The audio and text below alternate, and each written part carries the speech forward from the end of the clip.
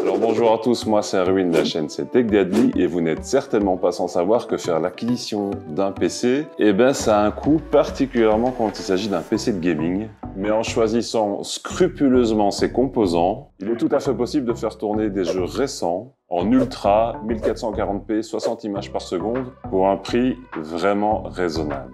Alors la config que moi je vais vous présenter aujourd'hui, elle coûte un petit peu moins de 700 €. Les liens vers les différents composants se trouvent dans la description et j'essaye aussi dans cette même description de vous proposer des alternatives. Si vous voulez upgrader un petit peu, si votre budget est un petit peu plus élevé, je vous propose des options.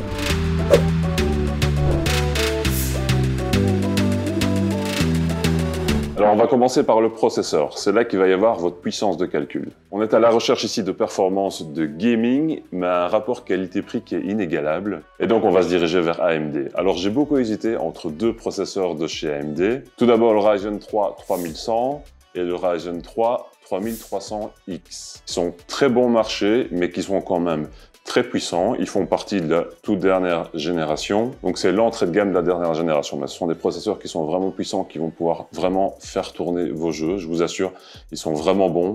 Il suffit de regarder tous les benchmarks qui sont sortis et qui les comparent. Et donc j'opterais, moi, personnellement, pour le 3100. Après, si vous voulez un petit upgrade, passez sur le 3300X. Et si vous voulez encore un upgrade supplémentaire, le Ryzen 5 3600, excellent processeur. Mais là, on monte dans les 200 €. Donc pour une petite centaine d'euros, le Ryzen 3 3100, très bon processeur. Notez aussi que ces différents processeurs, ce qui est quand même relativement rare, ils sont fournis avec leur propre ventilateur, donc ça vous fait encore une petite économie. Ça vous évite de dépenser une trentaine, cinquantaine d'euros en plus pour un ventilateur. Ici, c'est déjà compris. Alors maintenant, on va passer à la carte mère. Il faut toujours choisir le processeur avant de choisir la carte mère parce que forcément, il faut choisir une carte mère qui soit compatible. Et pour la carte mère, on va dépenser moins de 80 €. C'est pas nécessaire d'aller plus haut. Et on a besoin d'une carte mère qui puisse accueillir un chipset AM4. Et donc, j'ai opté pour une carte mère B450M de GB. La référence complète est en description comme d'habitude. C'est une carte mère très appréciée pour les configs budget et elle inclut du Wi-Fi. Elle inclut un emplacement M.2 pour pouvoir installer un disque SSD NVMe, tout ce qu'on veut pour ce PC. Alors maintenant, on va passer à la carte graphique, et là, on est vraiment sur le composant le plus cher du PC, particulièrement avec les pénuries qu'on rencontre aujourd'hui dans le monde. Alors, je vous ai déjà fait une vidéo sur le sujet, que je vais faire apparaître ici, donc vous pouvez vous référer à cette vidéo si vous voulez plus d'informations. Et donc ici, on va choisir une carte puissante, mais on va pas aller dans le haut de gamme parce qu'on va pas chercher des performances qu'on va pas utiliser.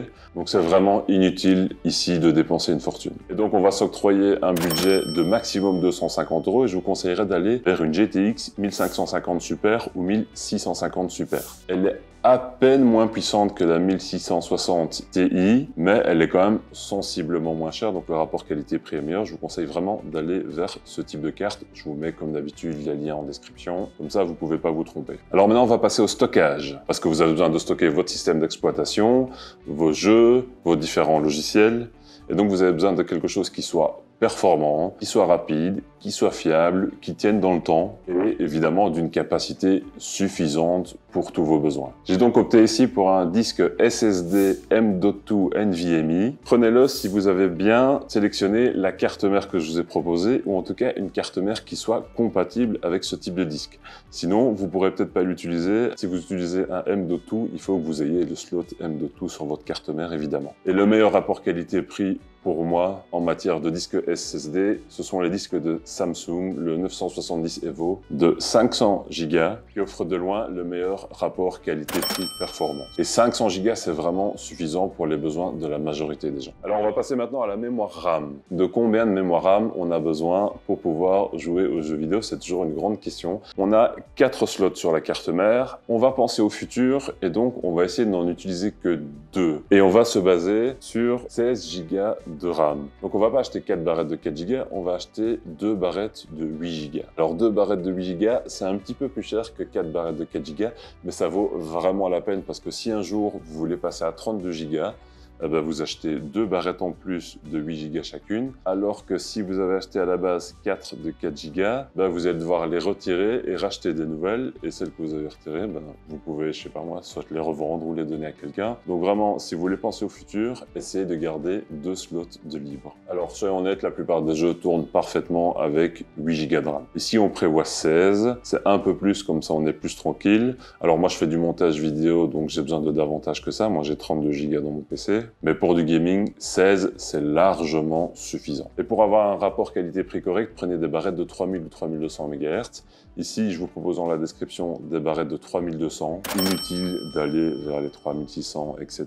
Vous allez payer beaucoup plus cher pour finalement un gain qui est pas énorme. Et donc j'ai choisi des barrettes Corsair, de Corsair Vengeance, qui ont en général un très bon rapport qualité-prix. Alors maintenant, on va prendre des choses qui sont un peu moins sexy, un peu moins excitantes. On va parler du bloc d'alimentation qui est nécessaire pour alimenter tous vos composants et de la tour. Certains sont vraiment très touchy concernant la tour. Alors moi, j'ai pas besoin d'avoir un côté avec du verre trempé et d'avoir plein de lumière RGB à l'intérieur qui clignotent dans tous les sens. C'est pas du tout ma cam. Moi, mon PC, il est caché en dessous de mon bureau.